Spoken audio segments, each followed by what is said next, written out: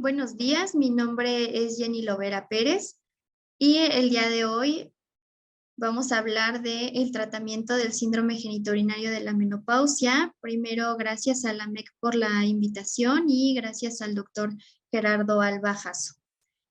Nada más para comentar que no hay ningún conflicto de interés en esta plática por las imágenes que se van a mostrar. En cuanto a los objetivos de esta plática, pues va a ser conocer la epidemiología del síndrome genitourinario de la menopausia, recordar un poco de la fisiopatología, identificar el cuadro clínico y conocer las opciones de tratamiento.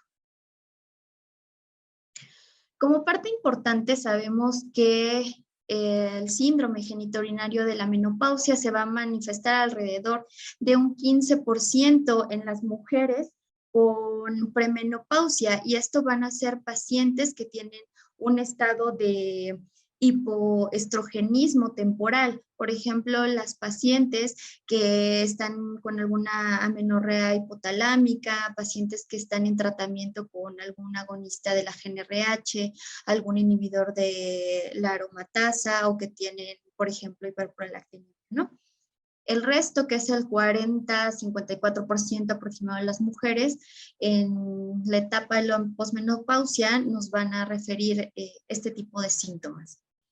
Algo importante es ver cuál va a ser la prevalencia de este síndrome genitourinario, por lo que en España en el 2018 se hizo un estudio en el que se valoró la prevalencia de este síndrome. Ellos vieron que aproximadamente el 70% de la población tenía o había presentado algún síntoma independientemente del grado de gravedad o de los cambios genitourinarios en el examen físico. Del lado derecho vemos un estudio que está publicado en la revista Climateric, donde se hizo en América Latina. Fue un estudio de 2.509 pacientes de 55 a 65 años de edad. Esto se hizo una encuesta en línea en Argentina, en Brasil, en Chile, en Colombia y también en México, en el cual pues se les preguntaba a las pacientes por los síntomas que ellas pudieran haber presentado, en el cual la conclusión fue el 57% de estos pacientes refirió haber mencionado que experimentaron un síntoma y el 49% pues refirió haber presentado o haber adquirido algún tratamiento con gel, hidratante y humectante. El resto de la población no mencionan ningún tipo de tratamiento, a pesar de que algunas tenían estas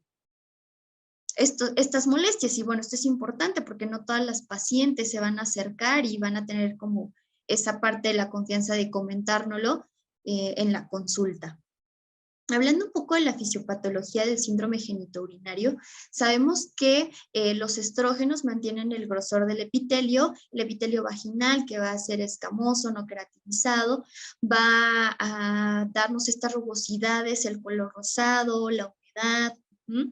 Y también sabemos que en el epitelio escamoso vamos a tener células superficiales, una parte intermedia y otra parte de células parabasales y basales. Las superficiales y las intermedias van a ser muy ricas en glucógeno. ¿Y esto por qué es importante? Del lado de la flechita verde vemos a los estrógenos con este aumento en la formación de glucógeno. Esta formación de glucógeno nos va a servir para que funcione como un sustrato de los lactobacilos para que formen ácido láctico. Entonces, esta formación de ácido láctico nos va a llevar a un pH disminuido, un pH pues normal de 3.5 a 4.5. ¿Y qué es lo que va a hacer? Pues que nos va a proteger de infecciones, ¿no? En cambio, cuando estos estrógenos los encontramos disminuidos, va a haber una disminución en la proliferación del tejido conectivo, una fragmentación en la elastina y una hialinización del colágeno.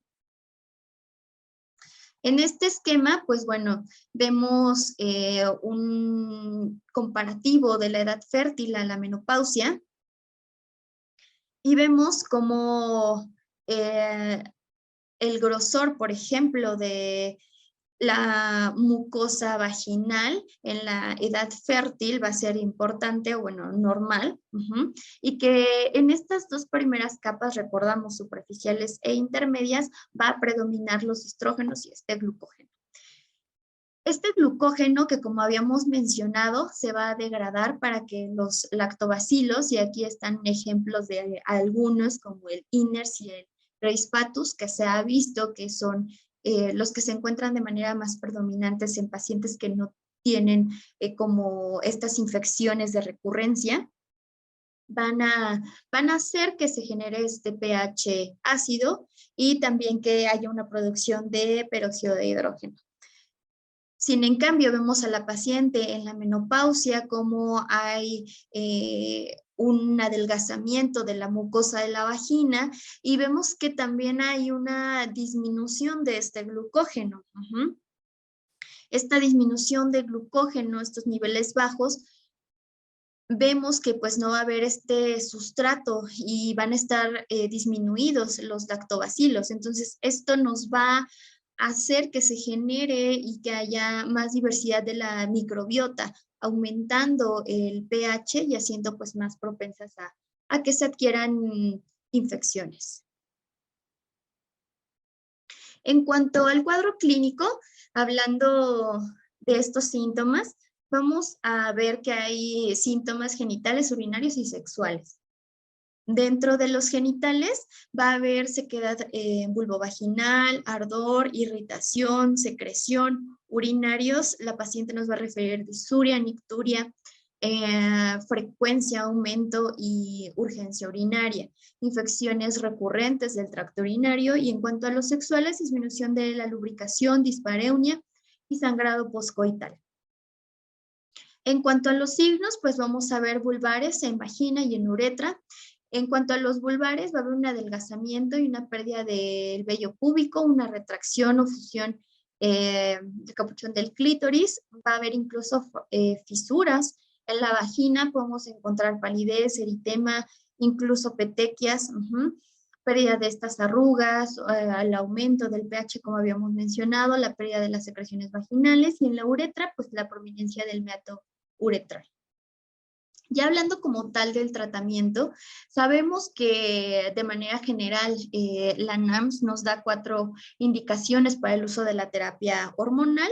Sabemos que es el síndrome vasomotor de moderado severo, la prevención de la osteoporosis en mujeres posmenopáusicas, el tratamiento del hipoestrogenismo causado por un hipogonadismo, pacientes con una fractomía bilateral o con una insuficiencia ovárica prematura, y pues de lo que estamos hablando, el tratamiento de los síntomas vulvovaginales moderados a severos. Es importante comentar que la FDA aprueba la terapia hormonal sistémica para tratar los síntomas moderados a graves, y la dispareunia debido a la menopausia, pero ellos dan la preferencia por la terapia vaginal si se prescribe únicamente con síntomas vulvares o vaginales. Por lo tanto, pacientes en quienes se quiera usar una terapia sistémica, sí se puede, pero siempre y cuando estén acompañados de otra indicación. A lo mejor una prevención en la osteoporosis y tratamiento del síndrome genitourinario de la menopausia. El tratamiento lo vamos a dividir en dos. Está el no hormonal, y este va a estar indicado en pacientes con sintomatología leve. Y pues también pueden utilizarse en conjunto con una terapia estrogénica sistémica o tópica, y el tratamiento hormonal, el tratamiento hormonal que va a estar indicado en una sintomatología moderada a severa. Es importante mencionar que la elección de la terapia pues va a depender justo de lo que mencionamos, la gravedad de los síntomas, la seguridad de la terapia para el paciente y por supuesto la preferencia del paciente por cualquiera de estos. Hablando como tal de la terapia no hormonal, en esta nos van a incluir pues a diversidad de de productos, los lubricantes, los humectantes vaginales, y estos se van a ofrecer de primera línea, recordemos, siempre y cuando los síntomas en estos pacientes sean leves, Y bueno, los humectantes se van a utilizar, sabemos, regularmente, mientras que los lubricantes van a estar destinados para el uso con actividad sexual. Hablando únicamente de los humectantes, sabemos que estos van a ser polímeros que se van a adherir a la mucosa y a las células epiteliales de la pared vaginal, y lo importante es que estos nos van a retener agua, de ahí a su importancia. En el 2019 se realizó una revisión sistemática quienes demostraron que los humectantes tienen un resultado similar a los estrógenos que se aplican de manera local, pero no mejoraron pues el pH y los índices de maduración, que lo vamos a ver más adelante. Es importante también hablar de las características, por ejemplo, de los lubricantes. Cuando los indiquemos, sabemos que existen a base de agua, silicona y de aceite. Los que están a base de agua son hiperosmolares y se han asociado pueden estar asociados a toxicidad celular epitelial. Los de silicona son isoosmolares y los de aceite tienen riesgo de poder erosionar los preservativos. Y esto es importante porque se lo tenemos que comentar a las pacientes que los indicamos, sobre todo que están en transición a la menopausia, ¿no? Que si bien sabemos una paciente con transición a la menopausia va a tener una disminución en la tasa de embarazo de un 2 a un 8 o 10%, pues sí es importante que lo tengan en consideración. También vemos que la OMS da como tal unas indicaciones para cuáles son las reglas que tienen que tener estos lubricantes, y ellos recomiendan un pH aproximado de 4.5 y que tengamos un límite superior en la osmolaridad de 1200, ya que valores mayores tanto al pH como a la osmolaridad pues se han asociado con esta toxicidad y daño epitelial. Hablando de los lactobacilos, pues bueno, ya vimos un poco de su importancia. Sabemos que estos van a inhibir el crecimiento de los patógenos mediante la producción endógena de ácido láctico y de peróxido de hidrógeno. ¿Y qué es importante en esta producción del pH ácido vaginal? Ya que se ha visto que esta disminución del pH o tener un pH ácido, pues va a relacionarse con esta eficacia de los humectantes y los lubricantes vaginales. Es por eso que la OMS pues tiene como estos estándares para su utilización. Aquí les dejo pues parte de algunos ejemplos de lactobacilos que podemos utilizar, y esta recomendación va a ser a las pacientes de humedecer previo a la colocación y colocarlos una cápsula vaginal 2 veces al día durante 2 a 3 semanas y posteriormente una cápsula al día. En cuanto al ácido hialurónico, pues bueno, este es un glucosaminoglicano constituido por residuos de ácido glucurónico y N-acetilglucosamida producidos por los fibroblastos. ¿Qué es lo que van a hacer? Promueven la migración y proliferación de los fibroblastos, facilitando el depósito de las fibras de colágeno y estimulan la neoangiogénesis y la reepitelización. La importancia es porque estos, como los humectantes, pero el ácido hialurónico incluso lo hace más, atrae grandes cantidades de sodio y de agua, de ahí su importancia. Y, por ejemplo, estos productos se pueden utilizar una vez con una aplicación cada tercer día.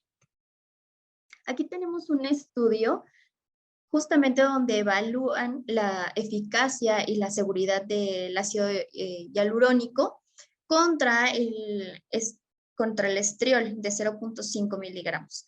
Entonces se hizo un ensayo aleatorizado 72 pacientes para el grupo del ácido hialurónico y 72 pacientes para el grupo control con el estriol.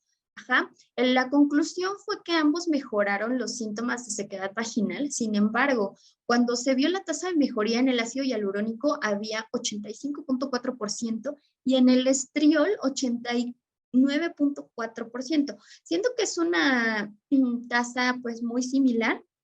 Aún así sabemos que pues el ácido hialurónico no va a tener este beneficio como en el estriol respecto al índice de maduración o en el pH, ¿no? Pero que es indicado solamente como parte de los síntomas, pues la tasa de mejoría va a ser prácticamente la misma. Hablando como tal ya de los estrógenos locales, bueno, esto se puede tener una dosis inicial de 2 a 4 gramos por día, 1 o 2 veces por semana, y después se va a reducir gradualmente a la mitad. De la dosis de mantenimiento recomendada es de 1 gramo y de 1 a 3 veces por semana. Cuando nosotros utilizamos los óvulos vaginales, diariamente se pueden utilizar por 2 semanas o por 14 días y posteriormente para una terapia de mantenimiento 2 veces por semana. En cuanto a los estrógenos equinos conjugados que tienen un contenido de 0.625 miligramos, hay que aplicar de 0.5 a 2 gramos cíclicamente, y esto va a ser con una aplicación diaria por 3 semanas. Interrumpir durante 7 días y posteriormente podemos seguirlos utilizando de forma continua de 1 a 3 veces por semana. Aquí hay otra tablita en cuanto a la dosis de los estrógenos que ya mencionábamos.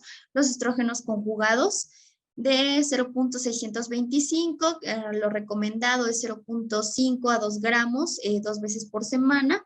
El estradiol de 100 microgramos, lo recomendado en el régimen va a ser de 1 a 4 gramos por día, 1 a 2 semanas, con una posterior reducción a la mitad de la dosis inicial, y de 1 a 2 semanas, cuando estemos en una dosis de 0.5 a 1 gramo, 3 veces por semana. Y aunque no los tengamos pues como tan disponibles a la mano, es importante saber que tenemos otro tipo de estrógenos como el estradiol en un anillo, que es esta de 7.5, y nos dura 3 meses. En cuanto a este artículo, este es un artículo de la revista de Maturitas, de la Sociedad Europea de la Menopausia y la Andropausia, en el cual nos hablan justamente de los beneficios de los estrógenos y cómo estos van a restaurar el pH vaginal ácido, cómo van a mejorar la microflora con el aumento de los lactobacilos, la disminución de la diversidad bacteriana, y cómo promueve el engrosamiento epitelial con un índice de maduración mejorado. También los estrógenos tópicos pues van a mejorar la incontinencia urinaria. Entonces esto es importante en las pacientes, y prevenir las infecciones recurrentes del tracto urinario. Algo que también se menciona es sobre todo por la preocupación de la absorción sistémica que puedan llegar a tener estos estrógenos. Sabemos que la absorción de los estrógenos locales va a ser mínima. Sin embargo, sí hay un aumento en las concentraciones cuando nosotros estamos en este periodo inicial de 2 semanas. Posteriormente van a caer estos niveles cuando nos encontremos en una fase de mantenimiento. Y esto es importante porque a veces esto preocupa a las pacientes, o por ejemplo a las pacientes que tienen cáncer o el antecedente, lo vamos a mencionar ahorita, pero incluso en este artículo menciona que se ha visto un poco más aumentada su absorción cuando los estrógenos se colocan un poco más arriba que si nosotros lo dejamos a lo mejor en el primer tercio de la vagina, que esto sería como lo más adecuado y lo que ellos indican si nosotros queremos como tener esa absorción mínima sistémica. Entonces, los estrógenos locales, ¿tenemos nosotros riesgo de utilizarlo?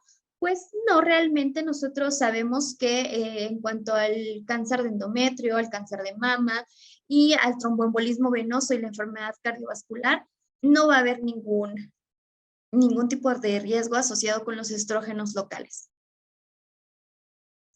Hablando de las pacientes que han tenido ya el antecedente de cáncer de mama o de algún cáncer ginecológico, bueno, sabemos que las pacientes con cáncer de mama, a lo mejor con el uso de algún inhibidor de la aromatasa, el tratamiento como más establecido de primera línea siempre nos lo manejan como no hormonal. Ajá. Sin embargo, cuando este tratamiento de primera línea no nos funciona, está indicado que utilicemos estrógenos locales, ya que no se asocian al aumento de recurrencia del cáncer de mama. En cuanto al cáncer de endometrio, tampoco vamos a observar recurrencias. El cáncer de cuello uterino, vagina y vulva, pues ninguno de estos cánceres se ha asociado o que sea dependiente de hormonas como para poder contraindicar nuestra terapia de uso tópico. Y bueno, este es un artículo que se publicó recientemente en febrero del 2023, donde evalúan a pacientes con diagnóstico de cáncer de mama que tuvieron ese antecedente y que están utilizando una terapia de estrógenos vía tópica. Este estudio fue una corte de 15.198 pacientes con cáncer de mama con receptores hormonales positivos y tratamiento con inhibidores de la aromatasa o con tamoxifeno. Entonces, el resultado es que no se observaron diferencias estadísticamente significativas en el riesgo de mortalidad de cáncer de mama. Esto es importante. Sin embargo, ¿qué pasa? La NAMS nos dice que cuando nosotros queramos tomar la decisión de usar la terapia estrogénica vaginal en dosis bajas con pacientes con el antecedente de cáncer de mama, siempre debe tomarse en cuenta pues el manejo conjunto con el oncólogo, ¿no? Pero de manera general, pues sabemos que no está contraindicado, él no va a aumentar la recurrencia, entonces podemos utilizarlo sin problema. Aquí hay otro estudio. Este estudio nos compara los estrógenos equinos conjugados con el estriol. Se hicieron dos grupos. En el grupo A vemos a 30 pacientes con el uso de 0.625 de estrógenos equinos conjugados 2 veces por semana más un lubricante, ya que ellos querían ver si esta asociación entre estrógenos y lubricante mejoraba y si esto era dependiente del estrógeno. Entonces, en el grupo B se tomaron 30 pacientes con estriol a dosis de 0.5 vaginal 2 veces por semana, más el lubricante cada 6 horas por 6 meses. ¿Cuál fue el resultado? La reducción de la sintomatología al final del estudio en el grupo A fue de 72% y en el grupo B fue del 87%. Entonces, si vemos, pues el grupo B que utilizaron el estriol fue el más favorecido. En cuanto al índice de maduración vaginal, el aumento de las células superficiales e intermedias en el grupo B fue superior al grupo A y hubo una disminución en el porcentaje de las células parabasales del grupo B. Otro estudio publicado por la revista de Ginecología y Obstetricia, ahí compararon el estriol igual con los estrógenos conjugados, pero bueno, esto ya sin lubricante, solamente estos dos estrógenos. Y fue un estudio que se realizó en 387 mujeres. 192 recibieron una terapia con estriol y 195 una terapia con estrógenos equinos conjugados. El resultado fue que el porcentaje de efectividad del grupo A fue del 90% y del grupo B fue del 89%. Entonces, realmente, pues bueno, fue prácticamente lo mismo con esta mejoría en los síntomas. Ya nada más para mencionar como parte de las alternativas que sabemos que pues no las tenemos disponibles aquí en México, pero pues que nos están presentes en las guías, son el ospemifeno. Este va a ser un modulador selectivo de los receptores de estrógeno. Este ya fue aprobado por la FDA en el 2013 y va a ser una dosis de 60 miligramos en tabletas orales para el tratamiento de la dispareunia y su efecto va a ser posterior a las 12 semanas de uso. Entonces esto es importante. ¿Qué es lo que va a hacer el ospemifeno? Va a acidificar el pH hasta niveles normales, va a aumentar significativamente las células superficiales y disminuye las parabasales, que pues esto ya lo vimos en la fisiopatología, ¿no? El aumento de las expresiones de los receptores estrogénicos alfa en el epitelio y en el estroma. Y por último, también está la dihidroepiandrosterona. Lo va a ver en supositorios vaginales diarios a una dosis de 6.5 miligramos. ¿Qué es lo que va a hacer? Es una aromatización de la androstenidiona y la testosterona a estrona y estradiol. Y esto pues a nivel local y regularmente lo indican o está indicado en pacientes que no pueden utilizar estrógenos. Ya para terminar pues con las conclusiones, La terapia de estrógeno vaginal es el estándar de oro para el tratamiento del síndrome genitourinario de la menopausia. La terapia no hormonal está indicada para pacientes con síndrome genitourinario de la menopausia y síntomas leves. La terapia estrogénica sistémica está aprobada en el síndrome genitourinario de la menopausia cuando existe una indicación adicional para su uso. La NAMS y la ACO que recomiendan el uso del estrógeno vaginal en dosis bajas como uso indefinido, y no recomiendan la interrupción a una edad específica. Esto es importante porque las pacientes sí nos preguntan hasta cuándo, ¿no? Entonces, pues bueno, esto es importante. La terapia con estrógenos local no incrementa el riesgo de recurrencia de cáncer de mama y ginecológico. Sin embargo, al contar con este antecedente, pues siempre se recomienda tomar la decisión en conjunto con el oncólogo. Y pues bueno, eso sería todo de mi parte. Espero que esta plática haya sido de su agrado. Muchas gracias y les dejo mi contacto y mi correo por cualquier duda o comentario. Con gusto les contestaré. Muchas gracias.